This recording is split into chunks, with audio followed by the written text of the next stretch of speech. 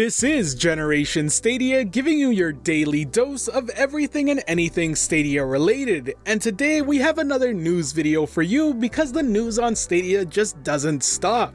So first up, let's cover the game news because there's a huge game announcement that got confirmed yesterday, and I think you've all heard about it, but I need to clarify it here. That's right, Red Dead Redemption 2 is officially coming to Google Stadia come November launch.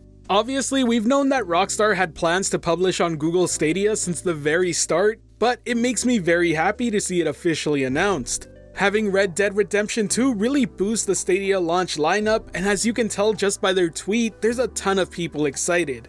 Now, if you want my personal opinion, I actually played through it on the PlayStation 4 Pro and found it to be an amazing experience that I highly recommend. Not to mention, the online multiplayer is a lot of fun with the new updates allowing you to assign roles to your character. And if GTA 5 is anything to judge by, you definitely know that Red Dead Redemption 2's online is gonna continue to get massive updates throughout the years. I can't wait to see just how beautiful this game looks in 4K resolution come Stadia's launch. Definitely expect me to talk about it. Now hold on to this Red Dead Redemption 2 news as I have heard some rumors, but I'll leave that toward the end of the video just because they're not really confirmed. Now the next bit of video game news isn't directly related to Stadia specifically, but about a game that is coming out to it. Marvel's Avengers, a game confirmed coming to Stadia, has just announced a brand new character, Kamala. And along with that announcement, they also released a brand new trailer which you're currently seeing a snippet of in the background. That being said, I highly suggest you go watch the full trailer. I'll put the link in the description below. Now the next bit of news is surrounding Tom Clancy's Ghost Recon Breakpoint. Google held a quick interview about a week ago talking about Ghost Recon's implementation of Stream Connect. I'll be sure to post the link to the full interview below in the description, but for now, let me cut out some of the more interesting bits. They went on to talk about the resource impact Stream Connect as a feature had on running a game. And as it turns out, the GPU usage is very minimal. In fact, they say it only takes 8 MB of RAM per texture. Another very interesting bit was when Google asked them to put their creative hat on and discuss some game concepts that can really benefit from using Stream Connect. The reply was that there's a lot of potential here and they can imagine a game where you're playing against another player, but they have access to viewing you so they can use it to their advantage. Another example that was given is an escape room where you can use Stream Connect to give that visual feedback to each teammate. My view on all this is that Stream Connect is going to be used quite a lot in the future, and I'm very excited to see what concepts people come up with. Once again, be sure to check out the full interview. I'm leaving the article link in the description below. That being said, if you want to hear more about Stream Connect, be sure to click on the annotation above as I have made a video covering it. Now let's move on to some other really big news, and that's Croteam co-founder Alan Ladavec has left his position at Croteam to work at Google as an engineering manager for Google Stadia. This is a seriously good get for Google. Alan has quite a reputation and has produced games like Serious Sam and The Talos Principle. These are some very well recognized names and well reviewed at that. Now, the most important part of this is that I feel like this is just the beginning of many members starting to join the Google Stadia team. The fact that Alan left his position as co-founder really says a lot, and that's a powerful statement. It really goes to show just how dedicated Google is being to the Stadia platform and that they're investing heavily into it. Now next up, I'll be talking about those Red Dead Redemption 2 rumors because I did find them on a forum, so who really knows if there's any credibility to it, but I thought they were worth mentioning.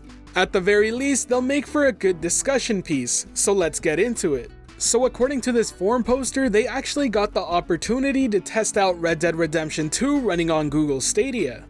And apparently they were only under NDA until it was officially announced. So interestingly enough, they did mention that the game runs like an absolute dream. With that said, they also made the claim that it was running in 4K but not 60 FPS. In fact, they claim to have played multiple Stadia games and they've yet to see one run at 60 frames per second. Now, honestly speaking, that's a little weird to me because if 4K resolution is available, then you would expect it to be running at 60 frames per second like Stadia claims it does. Maybe it could be just for testing purposes, or maybe this can all be made up. After all, I am specifically saying this is all a rumor. Talking in more detail about it, they went on to say that it runs like the Xbox One X version, but there's no load times and there's more details on the screen. They said it looks bleaker around the campsites, but lusher on the fields, but they did also say it still controls like garbage. Now, I wouldn't worry about this because I don't think they're specifically talking about Stadia, they're just talking about the way Rockstar Games handle. Now, that's pretty much all they went on to say about Red Dead Redemption 2, but we also had a few tidbits of rumors that can apply to Stadia in general. The first being that they can't talk about 2 other games they got to try for the exact same reason, because it's under NDA. With that said, they do mention that they're really obvious additions, so I have to imagine one would be GTA 5. I have zero clue on what the second game could be, so let me know in the comments section below what your best guess is. Now, the second thing they brought up, and doesn't just apply to Red Dead Redemption 2, is that all the games they've played on Stadia are very reminiscent of the console versions. They seem to believe that the PC games are the ones getting ported over to Stadia, but the menus are locked down much like a console. And apparently the only thing you can decide as of his testing was choosing between 1080p resolution instead of 4K. It sounds like Google Stadia will handle the rest, judging by your connection. The last comment they made on the thread is talking about a feature or concept we haven't heard of yet, and they referred to them as bolt-ons. According to the description they gave, they talk about it being an add-on you can buy for a game separately that allows you to play it in 4K 5.1 surround sound without having to be a Stadia Pro member. They state that they're not talking about it yet because they want people to actually use the Stadia Pro membership, but this add-on would have to be bought individually for each game if that's the route you choose to take. Now, that's all they talked about, and my personal opinion on the matter is I'm not really sure whether to believe it or not. I mean, this is the internet, so chances are it's fake. It's a place where anyone can really say anything and get away with it. With that said, Stadia's launch is only a month away, and I thought it'd be fun to bring it up and also ask you the question, how do you feel about that bolt-on concept? Personally, I find it very interesting, and I wouldn't put it out of the realm of possibility. I can definitely see a consumer base using that too. Now, since the poster did say that they're free to talk about this sort of thing because they're cleared from NDA, I'll be putting the link to the thread in the description below. With that said, I'm being sure not to show their name in this video in case something happens or they get removed. Now, if you enjoyed this video or found it helpful at all, be sure to hit that like button below as it really does help the channel out in a big way. And if you're wanting more content like this, be sure to subscribe and hit that notification bell as well. Now, for this end of video message, I'll keep it short, but I am looking for feedback on what you think about rumors being added to these Stadia news videos. Would you prefer to have them included in each video, or do you prefer for them to be separate and not a part of this series? Thank you, and I look forward to hearing your feedback, as I always make sure to take it into account.